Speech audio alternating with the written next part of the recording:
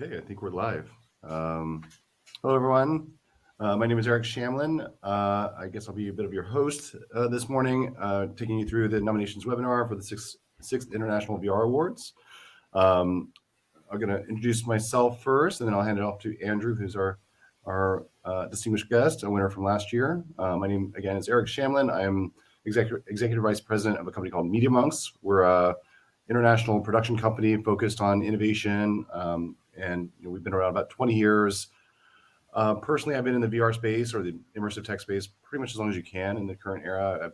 2014, working very closely with Facebook or then Oculus on the DK1, and over the last 7 or 8, I guess 9 almost years now, I've been blessed to work on a lot of various projects that have been rather shiny and stuff I'm really very proud of. About 3 years ago, I think I started my relationship with the VRAwards. They asked me to be a judge, and it's been an honor and a blessing as part of my career to be on the judge panel each of the last few years and see the landscape shift, see the evolution. It's pretty dramatic year to year, seeing the shift and the evolution of projects and technologies and approaches in this space. And so I'm excited to kind of talk through that with Andrew and their submission from last year, and just kind of give you a glimpse on how the judges view the submissions and sort of what the expectations are moving into this year. So before we get into specifics of all that, I'm going to hand it off to Andrew. Andrew, if you want to introduce yourself. Perfect. Yeah, I'm Andrew Kostuik. I'm the studio manager at Norcat. Norcat is leader in skilled health and safety training. We have been kind of doing this foray for the last, let's say, 6 years in pushing our industry. We're based in Sudbury, Ontario, Canada. It's pretty much the mining capital. We're one of the leaders in nickel. So we work with our industry stakeholders to figure out new ways to kind of train. And we've been kind of involved in virtual reality augmented since the DK1 hit Kickstarter. We've been kind of playing with it, learning, engaging with people in the industry to figure out how can we use this to leverage and bring training to the kind of the next level of engagement. I'm part of it, running it. I develop the stuff, work with my team, and then again, last year we picked up the win for education and training for a Valley VR project with Valley.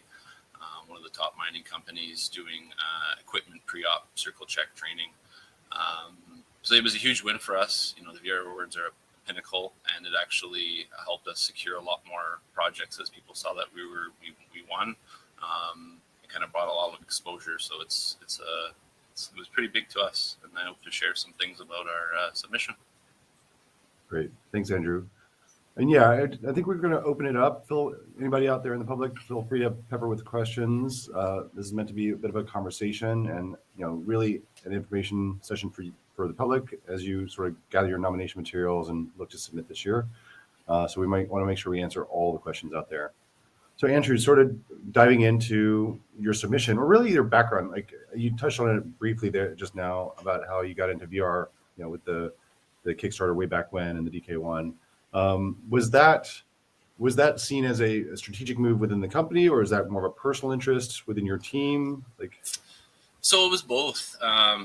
I'm an avid guy that loves anything interactable. So I've always been playing, since the day the iPhone came out, building games, doing apps. I was actually making some games, working up within Norcat, and I met the CTO at the time, and I actually had the DK1.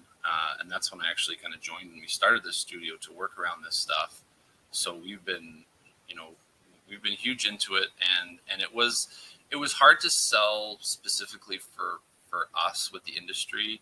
Mining was specifically kind of a little bit behind the times in some of the tech and training. They're moving ahead in terms of hardware for machinery and tracking and sensors and all that stuff, but they really saw it as health and safety is not a game.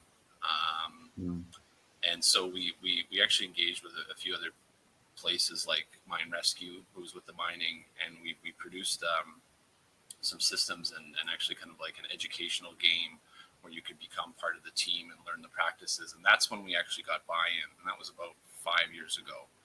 And that really kind of leveraged our corporation to kind of say, let's pivot and do this because we do see the potential. So we kind of worked our way up, learning. And then about 3 years ago, we made a pretty big investment once it was the Oculus with it was the original Rift when the touch controllers came out, and that really blew us away in terms of what we could do. So we spent a few years actually engineering systems to get the fidelity that we wanted in it, and now it's just, last year we won. The industry's got full support buy-in. Every week we're getting new calls from different companies wanting to do this within their organization. So now we're working with them to figure out what's a meaningful way to do this rather than just jump on the bandwagon. We want to actually solve issues in the industries. So we love it. Our company is fully on board. We're moving more and more. We're hiring more and more to start developing this stuff as more companies really want to get in on it. Okay. I would love to dive into that more. I want to see the industry's response, because that, at least speaking from sort of a judge perspective, and Andrew and I briefly discussed this the other day. One of the things as the industry sort of evolved, at least for me, is it's no longer, I think, sufficient. And I don't want to be prescriptive, but it's no longer sufficient just to solve a simple production problem or a project problem. I think you really need to be solving like an industry or an audience problem. If it's an industry you're servicing, it has to be like a business problem or a challenge that's based on the industry. Health, safety is very vital. And then I'm more on the sort of entertainment side. It needs to be, is it going to build an audience? Is it not just a niche one-off or whatever? And there's definitely room for that. I think a lot of the most innovative, creative stuff can be in the niche and smaller things. But I think as the industry matures, is it playing out and building new audience engagement benchmarks? Is it setting a new way for an audience to engage? Is it building?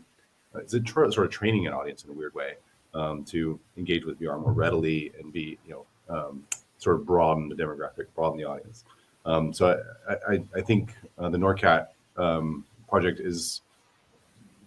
was a particularly unique one in that it's really solving a pain point. Safety is obviously critical in mining. We all see the headlines on occasion. So preventing that has got to be an industry priority. And so I can only see VR being a vital element to that, and an increasingly important element of that as well. It's huge. It's huge, especially the cost related to getting a headset and developing something for it, or having to spend $2 million on having a piece of equipment readily just available for training, which when we went in for the project, we couldn't even get time to train ourselves to build this stuff. So it's a huge problem to be able to, you're going thousands of feet underground.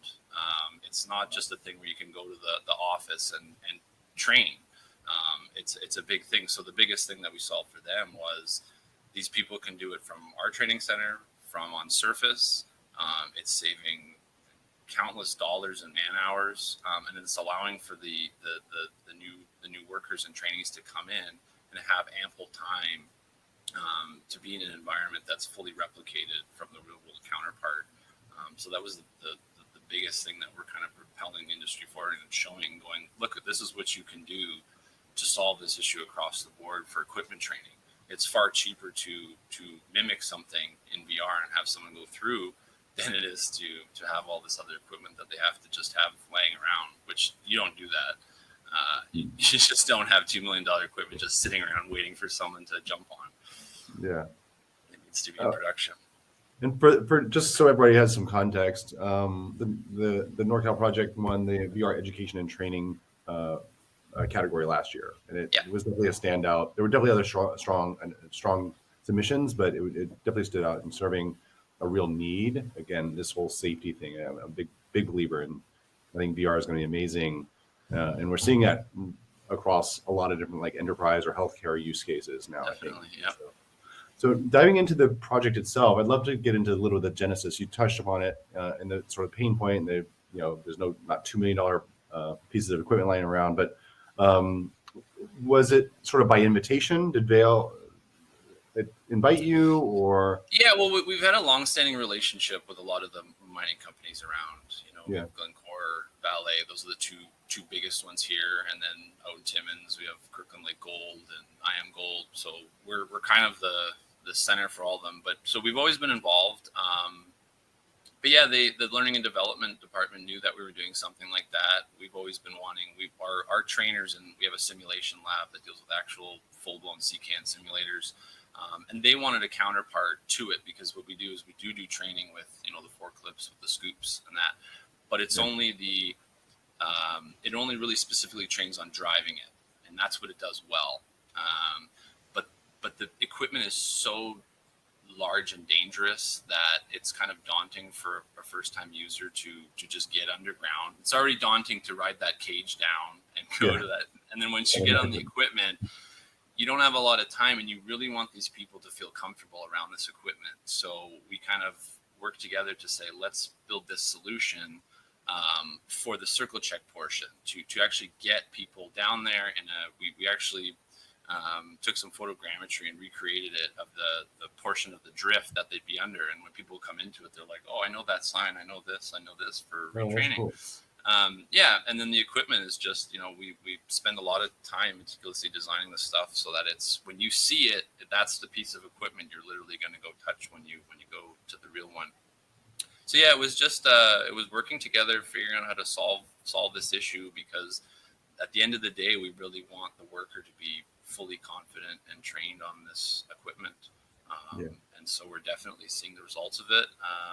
We've also still got an ongoing study with Ryerson University to move them through the stages of, the practical in class, moving them into the VR, moving them into the simulator, and then putting them onto the equipment and seeing how much of that, if that blended learning has a better outcome than just throwing the guy on the machine. And it already is proving it, and we're going to have the final results of the study quite soon, so that's really exciting.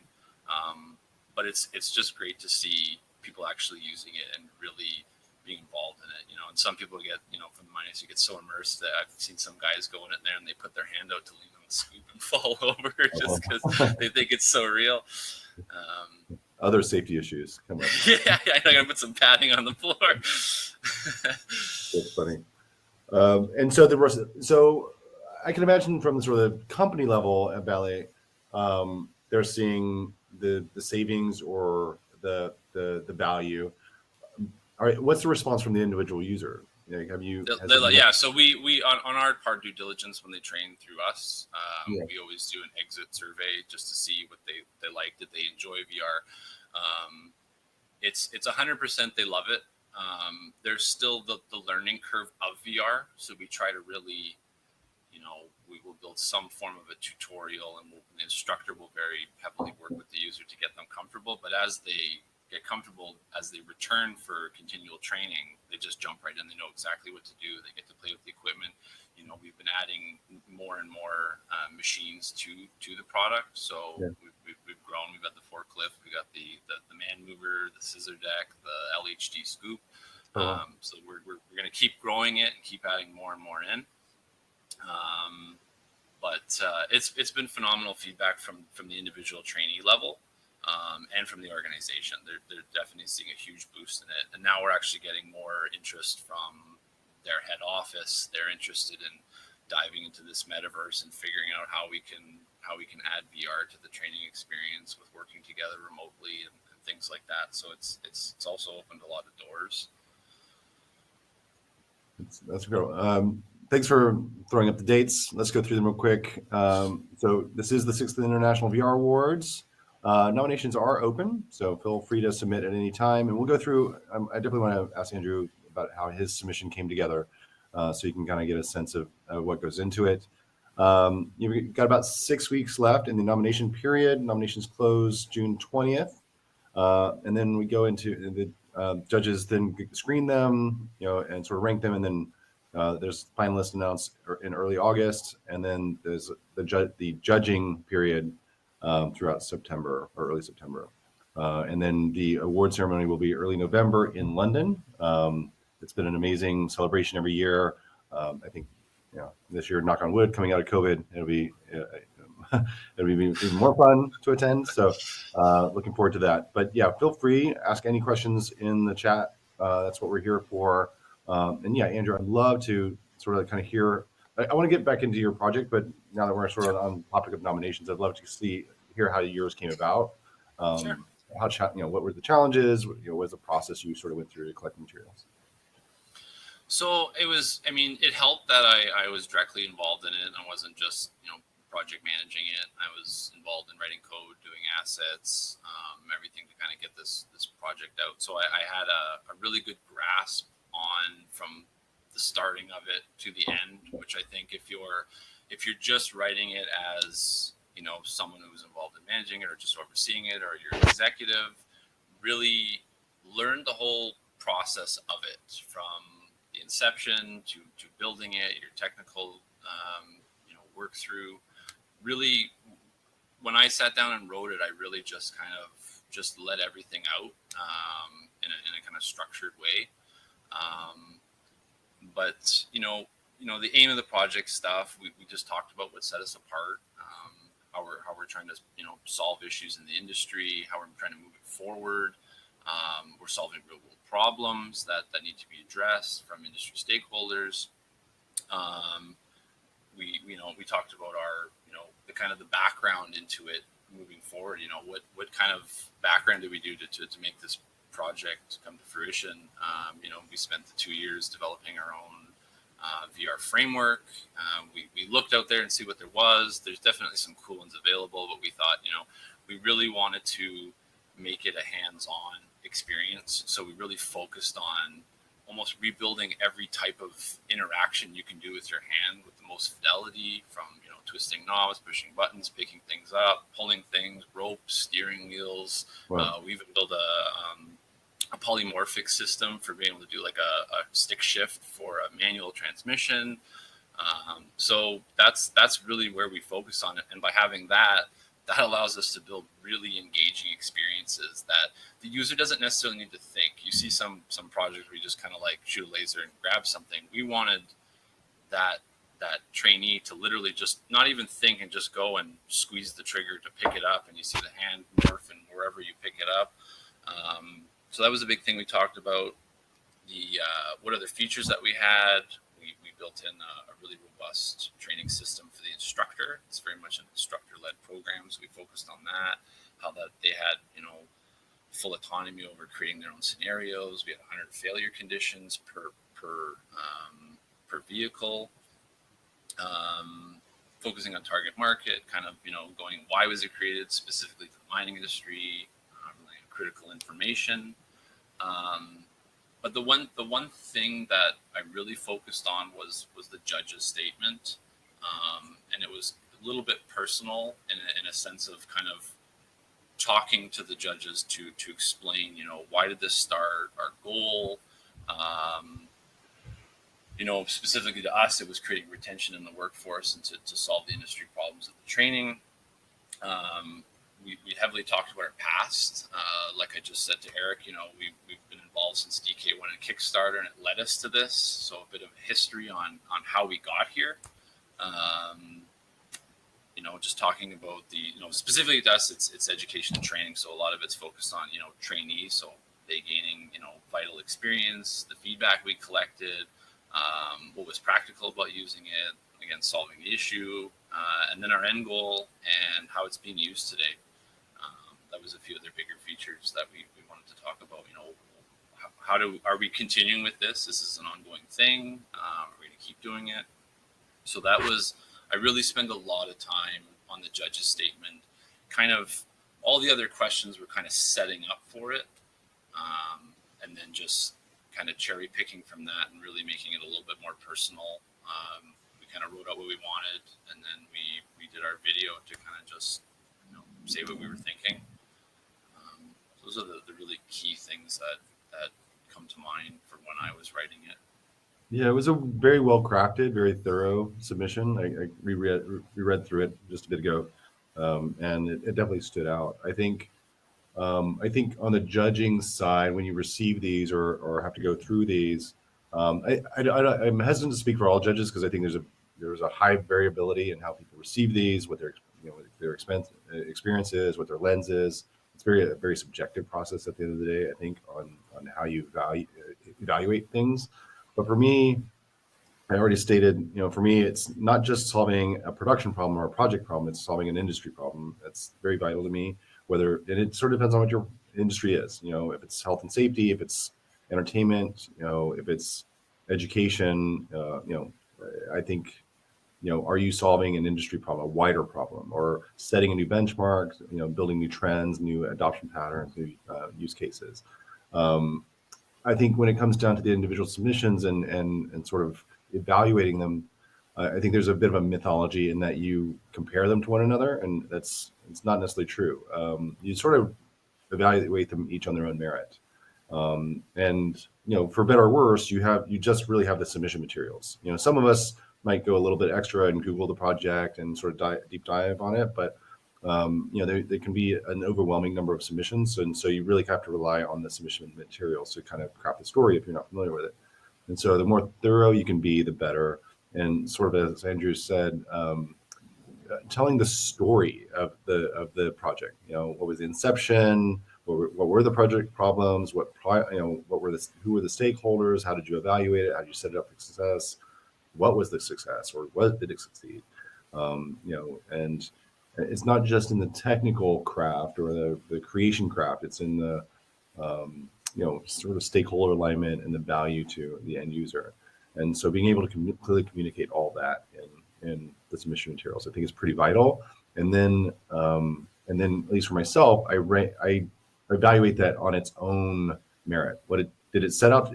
Hopefully it states in the submission that it sets out to achieve something, and then did it achieve that? Is ultimately what I'm trying to go for. And again, there's a bit of a subjectiveness to it, but I think that's the primary lens I use. And were they successful at the goal that they set out for themselves? And I think the Norcat submission definitely achieved that. It was very clear in the submission materials. That was well-intentioned, well-informed, and then well-executed.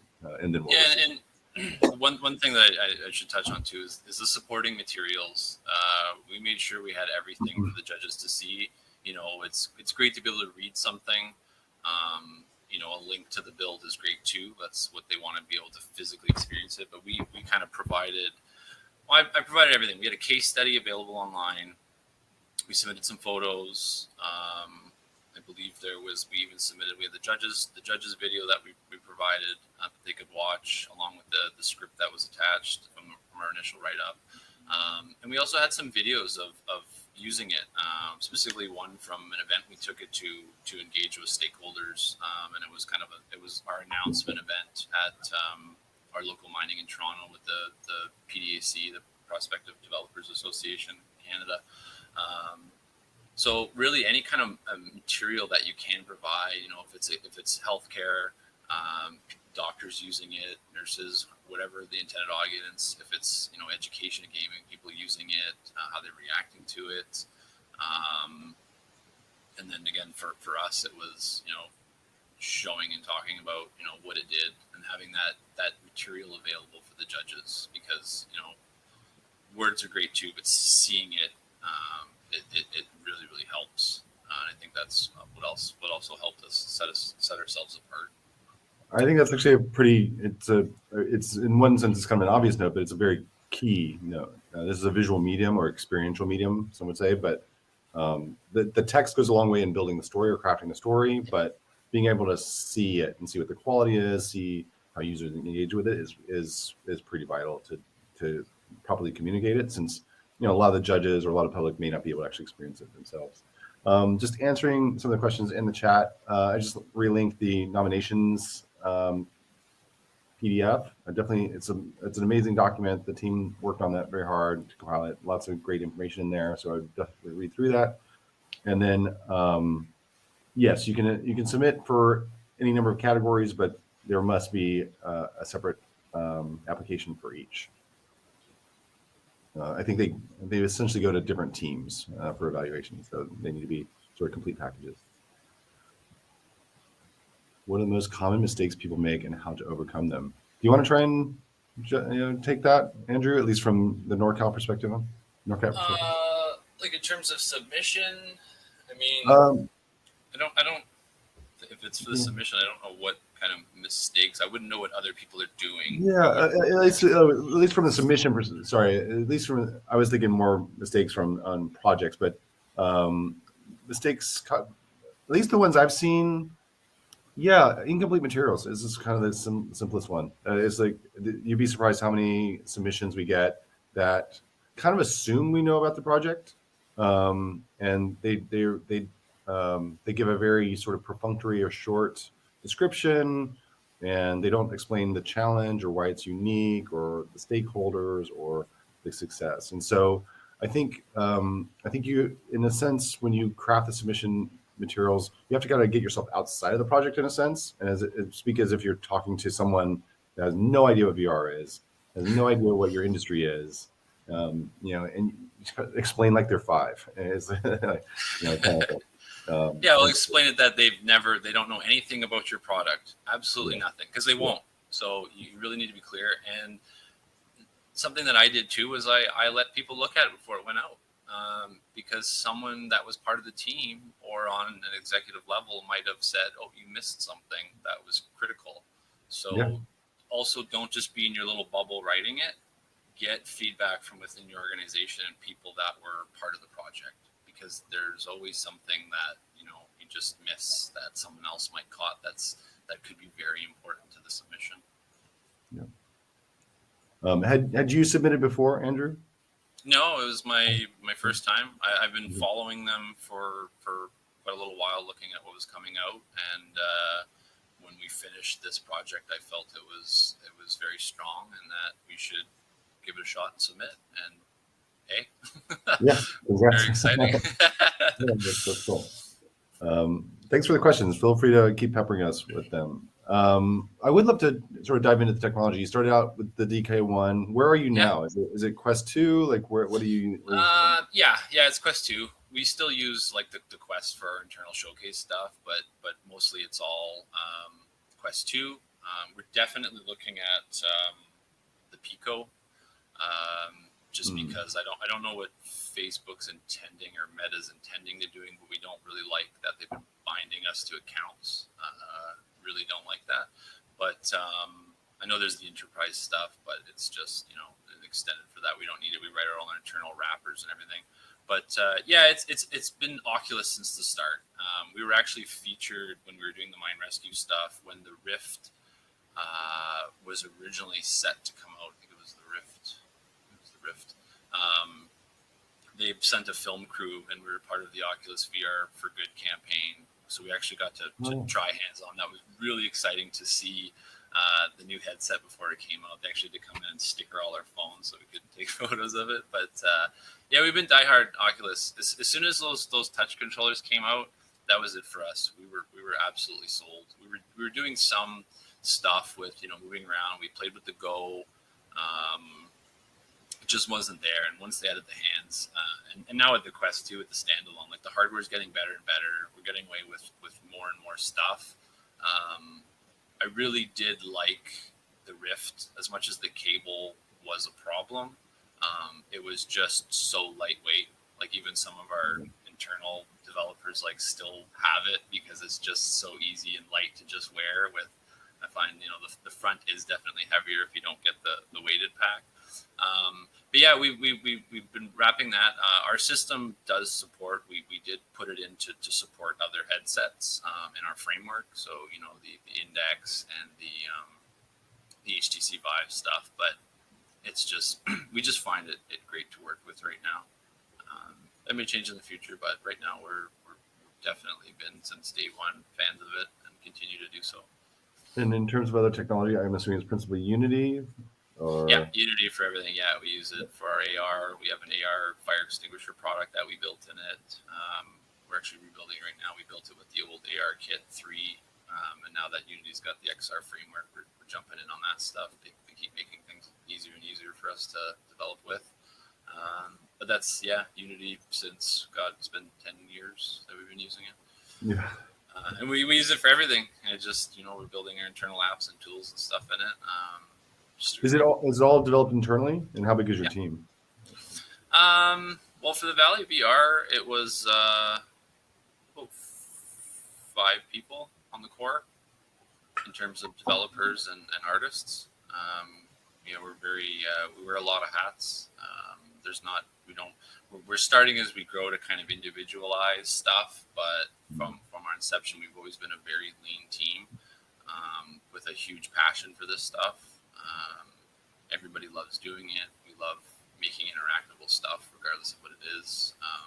And working in the training and education space, it's just as fun as making games, to be honest. Do you consider yourself a consumer of VR? Are you in headset in your off time? Yeah. Oh yeah. Yeah, I got friends that we play. Yeah. That's it's always sort of one of the little tests I ask little people that are sort of in the industry, because I believe in it. I find there's a lot of creators that aren't actually consumers of it, which is, I think, always kind of fun. And I was a consumer first of it, and then a creator from it, because you want to try it, play with it, and as the hardware evolves and the technology, it just really inspires you and gets the creative juices on what new stuff you can make. I'm really excited for the future of. There's all these new papers coming out with body tracking and full avatars and replication. So it's just this field is just going to blossom and continue.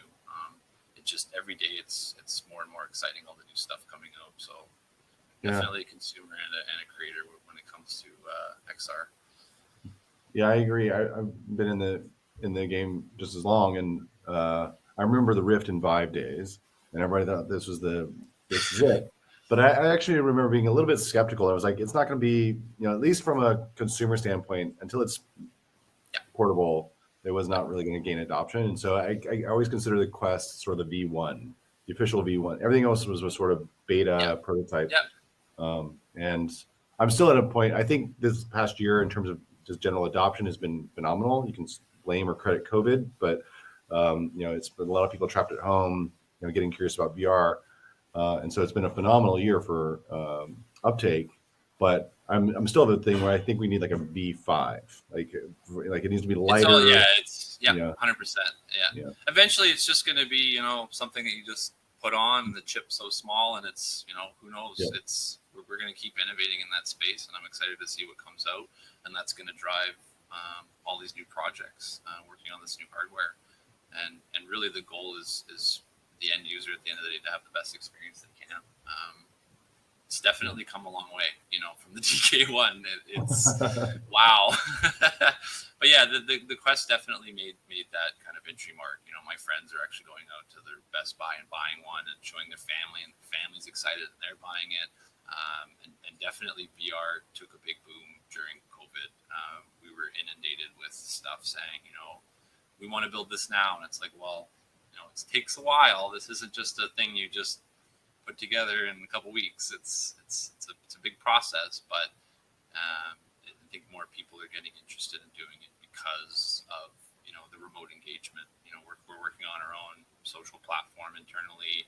We're building all kinds of new. We're moving everything networked because we really want all these training experiences to be multi-user, so that everybody can be in the environment, train together. You can have instructors from around the world jump in. Maybe there's an instructor that's not available in town.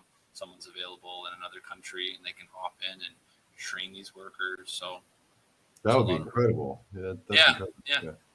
So that's what we're doing right now.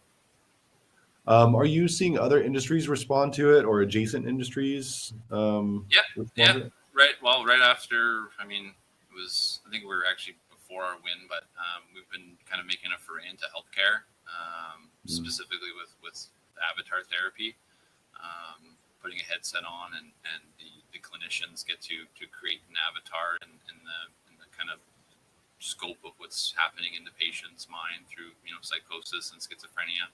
So there's a lot of different industries adopting it that we kind of thought would shy away, but it's just growing and growing. And the more people build for it, the more exposure that the industry people and stakeholders have, and they see that and they go, wow, okay, I can really now see how that's beneficial.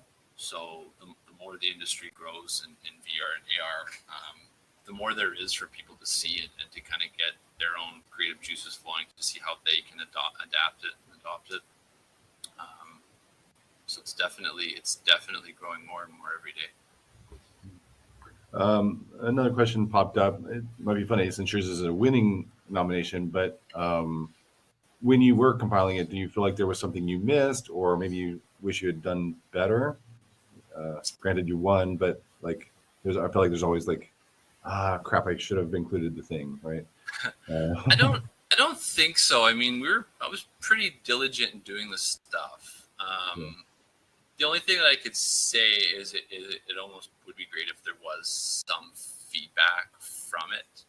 If there was something missing from the judges, maybe just like a little remark at the end of your winning thing, because that you know, we won. That's great, but maybe a judge that did mark it as their vote to win still felt that there was something that could have been added. That's really kind of outside of my periphery of what I did, but I did everything that I think I could have done for it. I provided everything that I had available.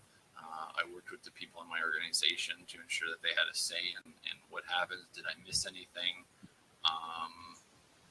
There's nothing that I can really think right now. I mean, it's been quite a while that I wrote it, but again, I was involved from day one of doing it, so I really had everything I needed to do for it, and anything that I missed, we passed it around just to see if there was anything.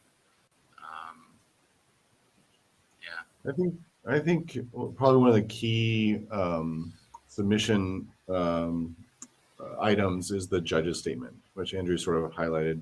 I think the materials are great, but the judge's statement is where you get to sort of show your sort of passion or your expertise in why you chose to do the project, what the inception was, what the challenges and road were for it, and ultimately what the success was. It's also a bit of how you can kind of showcase the visuals.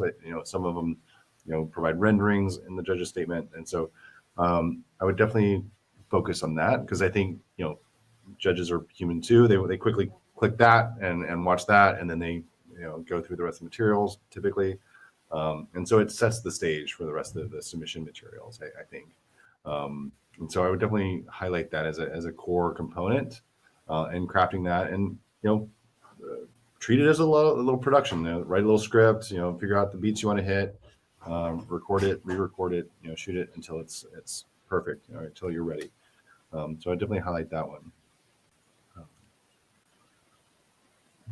Any other questions? No. And so what's next with your projects? You said you're adding other machines and other training. So we got trainers using that daily currently, and then we've been inundated with requests to do stuff. So we've got two major projects on the go this year. We're doing a hoisting and rigging for the Electrical Brotherhood. So we're solving an issue there where electricians are not comfortable doing hoisting and rigging, and sometimes that's a part of the job to have to hoist up a transformer or solar panels. So we're jumping in to allow them to be able to train in a space networked. So there's going to be, I think, there's 149 locations across Canada. There could be a trainer at each, but they might not be available. So we want to allow them to say, okay, the student's going to be in Sudbury, and in BC, we're going to have a train ready for him. So he can start a session, he jumps in, it's the full-fledged thing. You got voice communication, you got all the same interactions. So we're taking what we built and we're expanding on it. So we're taking all of our VR interaction framework, networking all that functionality, building systems in there so that we can keep producing these engaging experience with a multi-user feel. And then against, another one, we're doing electrical for wiring control panels and fire alarms. That's another issue. So we're kind of taking the lab testing stuff that they would do usually in class. And because of COVID, there was a huge thing of saying, well, if this ever happens again, we need to train these people. So we're just constantly expanding on what we built last and just trying to keep push it forward. And we're always watching what other people are doing to be inspired. And I love just seeing stuff that just keeps pushing it forward, solving new things. And we just kind of reintegrate that into what we're doing.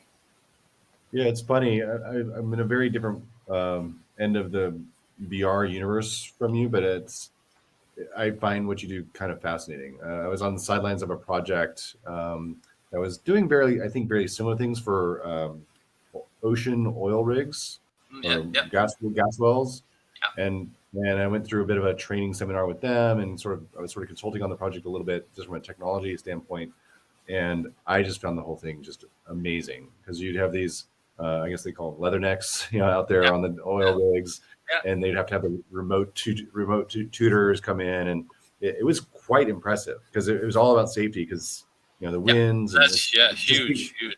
those platforms are violent places to be, and just they were using VR to train through emergency scenarios and whatnot. I just found things so rewarding to just be part That of. was one of the first industries that kind of jumped in on that. When we were kind of researching what's been done out there, that was the first thing we saw.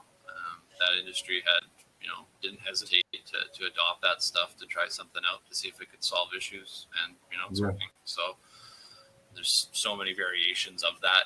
People see what they did before, and then they want to do their own implementation, and they build upon that. And what they saw that they could improve on it. So it's going to keep going. All right, a couple other questions cropped up. How much time did it take to make your nomination, and what did you do to get support from your team to do it? Probably took me, a couple days, and then a day to do the video for the judges. I didn't have to do too much background work because I already had so much of it already, and I had already written a case study for the website. So that really helped to cherry pick information that I wanted to include in it. So if you didn't have that, maybe add another day to it. Depending on how, we work very closely. There's no scheduling a meeting to interact at our company. It's just show up, and we kind of fly by the seat of our pants sometimes, but it really works with us because we can be super collaborative at any moment. So, if you're going to start it, gather everything that you can about the project, if you were involved in it, how you were involved in it. If you were, you're just the one writing about it. Well, step one, go to everybody that was involved and get their input, their feedback, what they thought was memorable out of it, what issues did it solve, so on and so forth. Just kind of getting everything you can together so that you have all this feel to write it out, and be substantial. Are there any significant criteria changes? I don't believe so. I think they're more or less the same criteria, and I would look. So, and then can you nominate a game?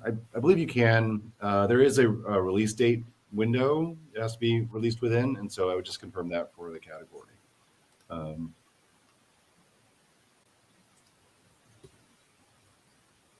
Great, thanks, team. All right, coming up on the last couple minutes. Feel free to shout out any last questions. Going through the dates one last time. Nominations are open for those that joined late. Nominations are open through June 20th, about 6 weeks out from now. And then we go through a period of, figuring out the finalists. The judges panel sort of screens all the submissions and figures out what the finalists are. The finalists get announced early August. And then in September, the judges reconvene and determine the winners. And the winner is then announced at the award ceremony, which will be in London on November 3rd. So please get your submissions in. I know over the last couple of years, the number of entries has multiplied year over year. The industry is exploding, and there's just amazing work being done. So definitely get it in and just really focus on telling the story, of the inception, the challenge, and ultimately the solution or success you're having in sort of, specific to your category, specific to your industry. That's really what it comes down to. What was the challenge ahead of you, and how did you surmount it or tackle it?